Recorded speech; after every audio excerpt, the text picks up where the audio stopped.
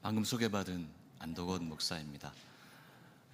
크신 하나님의 은총이 여러분에게 가득하기를 간절히 소망합니다. 만나서 너무 반갑고 큰 영광입니다. 표정들이 저만 반가운 건가요? 잠깐 기도하겠습니다. 사랑해 주님 감사합니다. 주님의 말씀 앞에 섰습니다. 주님의 말씀 저에게 들려주시고 나 마음에 새기게 하시고 우리의 손과 발을 통해서 주님의 말씀대로 살아갈 수 있도록 매일매일의 삶을 인도하여 주시옵소서. 예수 그리스도 이름으로 기도합니다. 최근에 제가 다윗과 골리앗이라는 책을 읽었습니다. 말콤 글래드웰이라는 분이 쓴 책인데요, 아마도 1만 시간의 법칙이라는 그 이야기를 들으신 적이 있을 것입니다. 어떤 일을 잘 하려고 하면, 전문성을 가지려고 하면 최소한 1만 시간의 노력이 필요하다는 그런 이야기를 했던 사람입니다. 굉장히 많이 팔린 책인데 제목 그대로 다윗이 어떻게 골리앗을 이겼는가에 대한 나름의 분석을 담고 있는 그런 책을 저술했고요. 그 책의 내용 중에서 일리 있는 내용들이 있습니다. 예를 들면 약자가 강자를 이길 때 어떻게 이길 수 있는가, 그것은 지혜로운 전술과 전략이 필요하다, 그런 얘기입니다. 수많은 얘기들이 그 책에 나오는데 이걸 다 소개할 시간은 없고요. 그 사람의 해석에 따르면 다윗이 골리앗을 이긴 비결은 그 빠름이었다고 합니다. 작았지만, 왜소했지만 그 속도로 이겼다는 것이죠. 그 골리앗이 전쟁에 나와서, 여러분 옛날에 고대의 전쟁에서는 거인들을 앞세우고 했던 전쟁들이 꽤 많았나 봅니다. 그래서 전쟁에 나왔는데 그것이 갖는 공포감, 위압감이 어마어마했거든요. 그래서 기에 눌려서 사실은 이미 사기를 잃는 그런 일들이 허다했다고 합니다. 그런데 이 사람은 이런 추정을 해요. 골리앗에게 말단 비대증이 있었다. 그래서 몸이 자꾸 커졌고 움직임이 둔해졌다. 그런데 기가 막히게도 다윗은 그것을 알아채고 그것에 맞는, 그 상황에 맞는 전략과 전술을 통해서 골리앗을 이길 수 있었다, 이런 얘기입니다. 좋은 얘기인데 우리에게도 필요한 내용입니다. 우리가 살아가면서 반드시 지혜가 필요하죠. 마냥 착하게 살 수는 없습니다. 그래서 비둘기처럼 순결하되 또 뱀과 같은 지혜를 우리가 가지고 있어야 한다고, 그런 말씀도 있습니다. 그런데 이 저자가 아쉽게도 놓친 성경의 구절이 있습니다.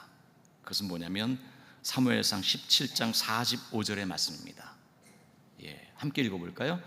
너는 칼과 창과 단창으로 내게 나아오거니와 나는 만군의 여호와의 이름 곧 내가 모욕하는 이스라엘 군대의 하나님의 이름으로 내게 나아가노라. 아멘.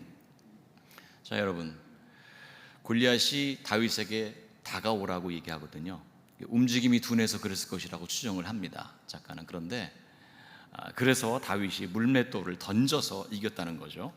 근데 저자가 망각하고 있는, 놓치고 있는 부분이 뭐냐면 바로 이 전쟁에 있어서 전략과 전술보다 더 중요한 내용이 있다는 거예요. 그건 바로 만군의 여호와의 이름입니다. 여러분 눈여겨보시기 바랍니다. 골리앗이 가지고 있는 무기가 등장을 해요. 칼과 창과 단창입니다. 그렇다면 같은 무기로 비교를 해야 논리적으로 맞는 내용이 됩니다. 예를 들면 더 좋은 칼과 창과 단창, 혹은 물맷돌로 나온다고 이야기해도 돼요.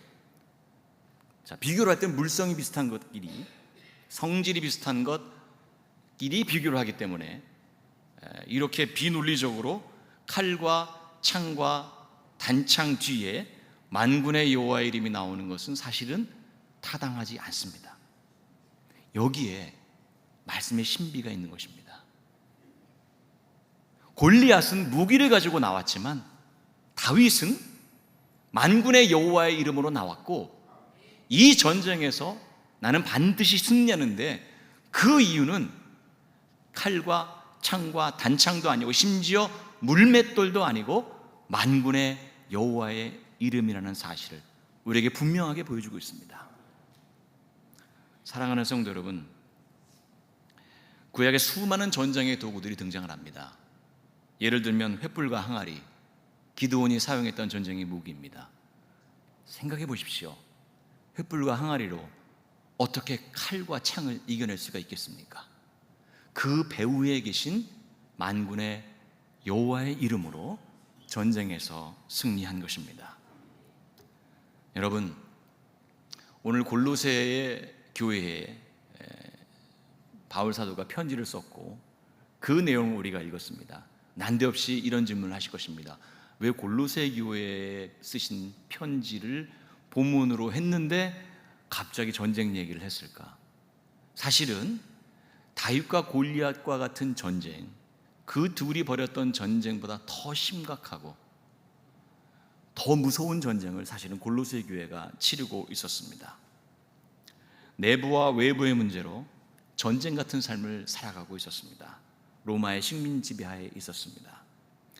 저는 오래전에 저희 어머니께서 저희 할머니께서 일제시대에 대한 이야기를 해주시는데 제가 이걸 다 얘기할 수는 없고 그랬구나, 힘들었구나, 척박한 삶을 우리가 어렵지 않게 짐작할 수 있을 것입니다.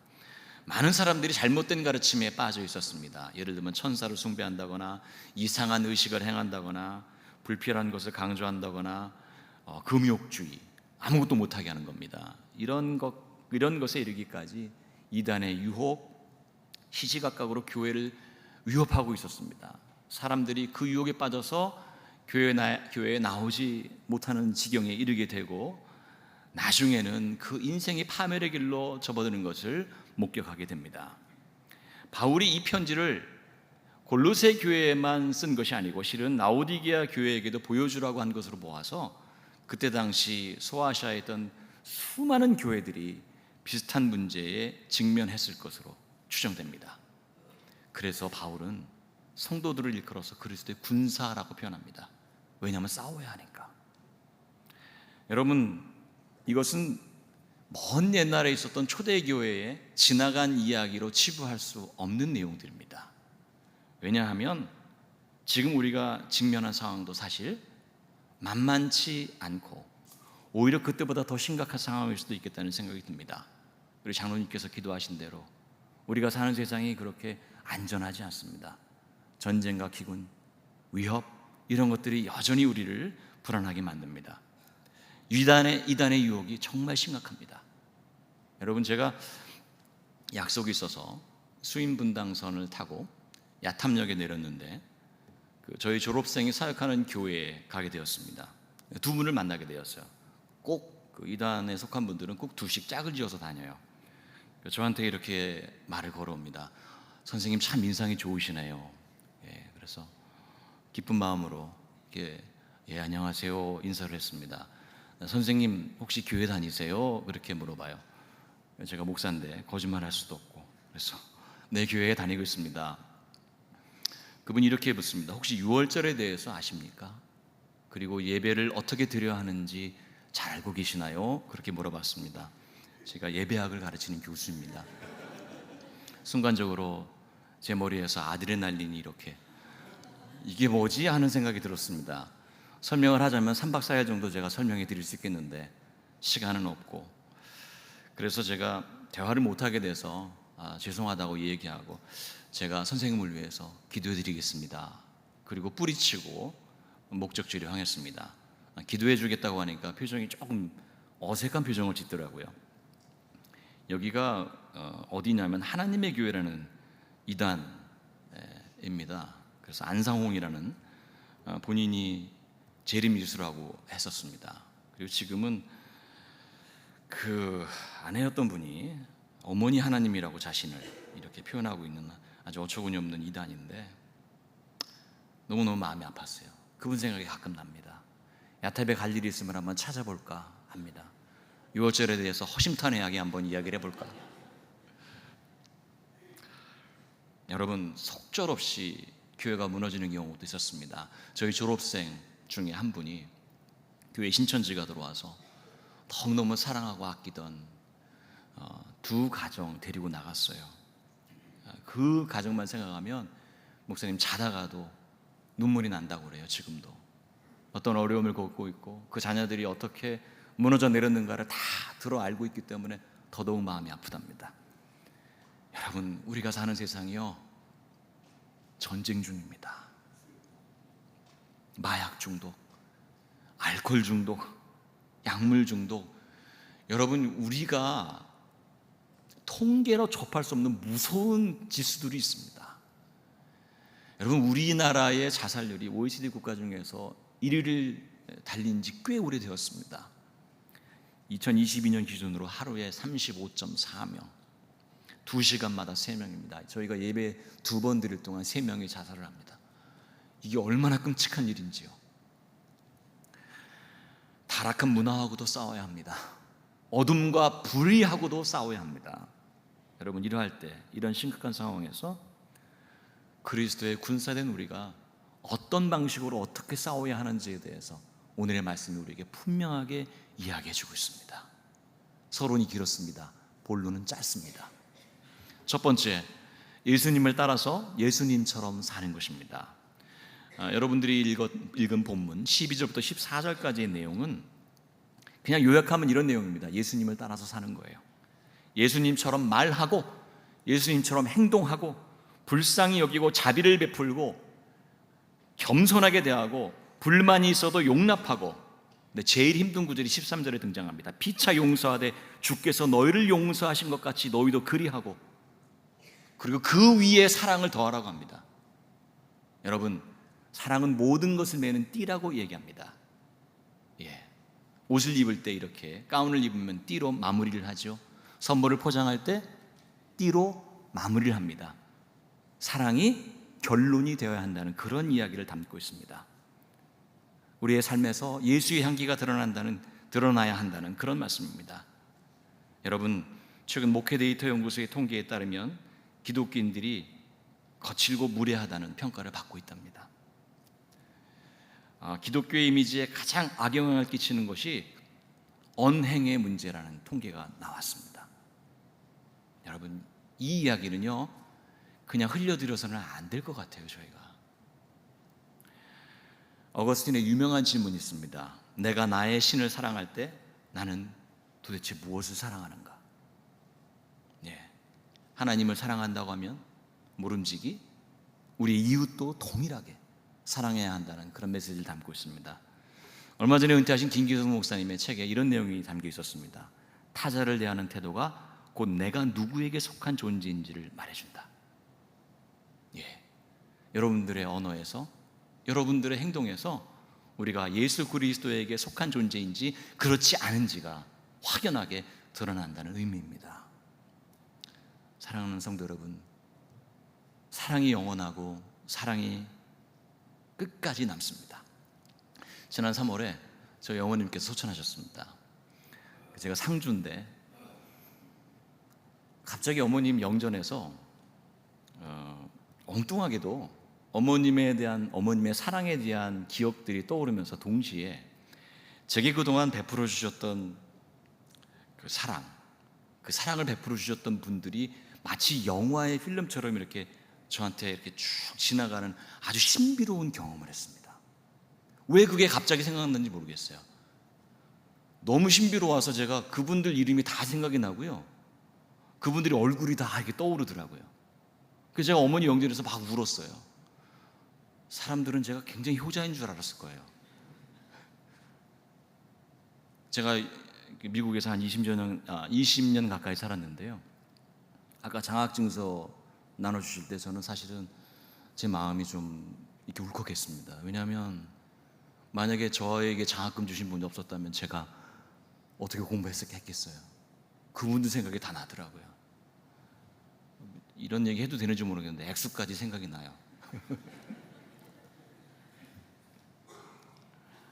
제게 다가와서 예배 마치고 우리 권사님, 사랑하는 권사님, 이 앞줄 오른쪽에 앉아 계셨던 권사님, 우리 앉아 계신 권사님들 같아요. 손을 꼭 잡으면서, 그때 당시 이제 부목사였는데, 목사님 조금만 참으세요. 저희가 기도하고 있어요. 정말로 모여서 저희를 위해서 기도해 주시더라고요.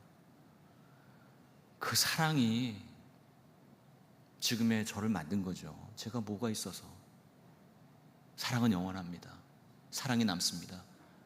제 마음에 그분들의 이름이, 얼굴이 남아있다면 하늘에는 또 얼마나 귀하게 아름답게 그분들의 이름이, 그분들의 했던 말들이, 그분들의 행동들이 얼마나 선명하게 남아있겠어요. 여러분, 영원한 것에 여러분의 마음과 여러분의 말과 여러분의 행동을 남기시기 바랍니다. 삶으로 번역된 신앙이 이렇게 남는 것입니다. 목사님과는 이야기를 나눈 적이 있습니다. 방송에서 제가 한 달 전에 울산에 있는 한 교회에 청년들 집회에 갔다 왔습니다. 갑작스럽게 일정이 잡혔는데 그곳에서 목사님의 아들을 만났어요. 그래서 그 아드님하고 같이 이야기를 나누게 되었는데 그분이 군에서 전역한 지 딱 2주가 되었다고 합니다. 그러면서 군 생활 동안에 자기가 얼마나 목사님의 아들이라는 것을 밝히는 순간 굉장히 삶이 불편해지거든요. 목사 아들이 왜 그래? 기독교인이 왜 그래? 이런 이야기를 감수하고 살아야 되는데 그 모든 걸 감수하고 내가 군 생활하는 동안 정말 철저하게 이 사람들에게 그리스도의 빛을 전해야 되겠다. 그리스도를 믿는 사람들이, 예수님을 믿는 사람들이 어떻게 말하고 행동하는가를 몸소 보여야 되겠다. 물론 구타도 사라졌고 했지만 환대하고 최선을 다해서 친절하게 그들을 도와주었답니다. 그런데 결과가 그렇게 쉽게 나오나요? 군대에서? 그래서 제대하는 날, 이제 전역하는 날, 기대 반 우려 반, 도대체 내가 살아온 흔적들에 대해서 어떤 평가를 하고 있나? 후임, 가장 가까이 지내던 후임에게 물어봤다고 합니다. 너는 나를 누구라 하느냐? 그래서 많이 듣던 구절이죠. 듣고 싶었나 봐요. 그랬더니 그 후임 병사가, 조병장님은요 살아계신 예수님이에요, 그러더래요. 물론 여기 농담이 섞여 있습니다. 하지만 이 농담 속에 얼마나 이 조병장이 목사님의 아들로서, 한 사람의 기독교인으로서 분투하며 살아왔는가를 우리는 발견할 수가 있는 것입니다. 너희 안에 이 마음을 품으라, 그리스도 예수의 마음이니. 사랑하는 성도 여러분, 예수 그리스도의 입장에서 예수 그리스도의 마음으로 살아가는 축복된 서부교회 성도님들 되시기를 바랍니다. 두 번째로, 말씀과 찬양과 감사예요. 잘하고 계신데 뭐 이런 얘기를 하나? 15절의 말씀이 특별히 저한테는 위로가 됩니다. 주님의 평강이 너의 마음을 주장하게 하라. 주님께서 나가서 싸우라 이렇게 말씀 안 하셨어요. 너 왜 이러고 있어 지금? 이럴 때가 아니야. 지금 세상이 어려운 지경인데 이렇게 자고 있을 수가 있어? 이렇게 말씀하지 않으셨습니다. 평강이 너의 마음을 주장하게 하라. 두려움이 아니라, 괴로움이 아니라 평강이. 그리고 나서 어떻게 싸워야 하는지를 우리에게 가르쳐주고 계십니다. 16절 말씀입니다. 함께 읽어볼까요? 그리스도의 말씀이 너희 속에 풍성히 거하여 모든 지혜로 피차 가르치며 권면하고 시와 찬미와 신령한 노래를 부르며 감사하는 마음으로 하나님을 찬양하고. 그리스도의 말씀이 너희 속에 풍성히 거한다. 이 거한다는 에노이케이토라는 그 단어를 사용한다고 합니다. 그런데 이것이 일시적으로 머무는 것이 아니라 마치 집을 짓는 것처럼 여기에 영원히 거주하도록 만든다는 그런 뜻을 담고 있다고 해요. 얼마나 신비롭고 깊은 의미를 담고 있는지 모르겠어요. 성도 여러분, 그래서 초대교회에, 아까 장로님 기도에 초기 교회의 그 순수함을 회복시켜달라는 기도, 저도 그 기도를 자주 드립니다. 여러분, 그 말씀이 정말 갈급했던 사람들이에요. 그런데 우리처럼 성경이 있지 않았습니다. 편지를 돌려 읽었죠. 그래서 그것을 회람서신이라고 우리가 부릅니다. 성도님들이 뭐 양피 같은 것은 그때 귀했고 파피루스나 이런 어줍지 않은 재료에 이렇게 쓴 편지를 가지고 그것을 돌려가면서 읽었어요. 그리고 베꼈습니다. 그것을 베껴서 집으로 가지고 가서 가정 예배를 드린 거죠. 그런 흔적들이 여기저기서 나오고 있어요. 사랑하는 성도 여러분, 말씀이 풍성히 거할 수 있도록 부단히 노력한 거예요. 반복 학습. 저희가 사도신경을 교회에 와서 예배 드릴 때마다 암송을 합니다. 보고 읽거나 암송하거나.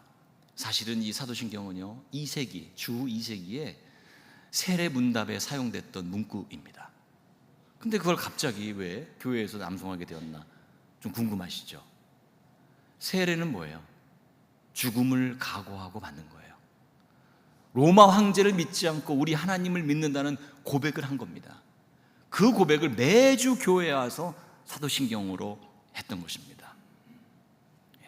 나는 1인칭 단수예요. 각자 한 사람 한 사람이 목숨을 걸고 전능하신 아버지 하나님 천지의 창조주를 믿습니다. 나는 그의 유일하신 아들 우리 주 예수 그리스도를 믿습니다. 나는 성령을 믿으며 이렇게 삼위일체 하나님을 고백했던 거예요. 왜 그랬느냐? 교제가 마땅치 않았기 때문이기도 하지만 매주 와서 반복적으로 목숨을 건 고백의 행렬에 그 대열에 참여했던 겁니다. 그러니까 우리는 이걸 대충 외우시면 안 돼요. 우리가 이 사도신경을 고백한다는 건 우리 역시 믿음의 선조들을 따라서 그들이 순수하게 목숨을 걸고 고백했던 것처럼 저희도 그렇게 그 길을 가겠습니다. 라는 믿음의 고백이 담겨야 되는 거예요. 여러분, 침례교를 제외하고 사실은 침례교는 공교회에 대한 이해가 다르기 때문에 이단들 중에 사도신경 외우는 데가 없습니다. 이유가 너무 분명해요. 그 신앙의 대열에 참여할 수 없기 때문에 그런 겁니다. 사랑하는 성도 여러분, 중요한 것은 이렇게 지속적으로 하는 것입니다. 그걸 초대교회 교인들은 분명하게 알았습니다. 신앙생활은 마치 자전거를 타는 것과 같습니다. 여러분들이 페달을 놓는 순간 그래 나는 직분도 받았고 20년, 30년, 40년 신앙생활을 했으니까 괜찮아가 아닙니다. 여러분, 매주 매 순간순간 사탄이 우리를 공격하기 위해서 기다리고 있습니다. 세상이 어지럽고 어렵다고 분명하게 말씀을 드렸습니다. 우리는 목하 전쟁 중입니다. 이러할 때에 페달을 놓지 마시기 바랍니다. 말씀으로, 찬양으로, 기도로, 감사로, 그것이 성도가 무장하는 방법입니다. 그렇게 영적인 훈련을 게으르게 하지 않는 축복받은 성도님들 되시기를 간절히 축원합니다. 마지막으로 우리의 전쟁은 주님을 힘입어서 그분의 이름을 드러내면서 하는 것입니다. 말이나 일이나 다 주 예수 이름으로 하고 그 다음 구절이 그를 힘입어입니다. 그를 힘입어. 만군의 여호와의 이름으로 내가 하는 전쟁이 아닙니다. 여러분, 내 의지로, 내 의로, 내 힘으로 하는 것이 우리가 하는 전쟁이 아닙니다. 그렇게 하면 100번 싸우면 100번 다 실패합니다. 여러분, 그 내용을 우리 예수님께서는 여러 곳에서 말씀하셨습니다. 대표적으로 마가복음 16장 17절입니다. 한번 같이 읽어볼까요? 믿는 자들에게는 이런 표적이 따르리니 곧 저희가 내 이름으로 귀신을 쫓아내며 새 방언을 말하며. 여러분, 예수 이름으로 하는 거예요. 예수 이름으로. 요한복음 16장 24절 말씀입니다. 함께 읽어볼까요? 지금까지는 너희가 내 이름으로 아무것도 구하지 아니하였으나 구하라 그리하면 받으리니 너희 기쁨이 충만하리라. 아멘. 여러분, 베드로가 자기 이름으로 했을 때는, 자기를 드러내고자 했을 때는 다 실패했습니다. 여러분, 제사장의 종 말고의 귀를 잘랐을 때 혈기를 못 이겨서 했던 일 아닙니까? 고단수였음에 분명합니다. 어떻게 귀만 잘라요? 희한하지 않습니까? 다 실패합니다. 주님 자신 있습니다. 저는 절대로 주님을 부인하지 않겠습니다. 3번이나 부인했습니다.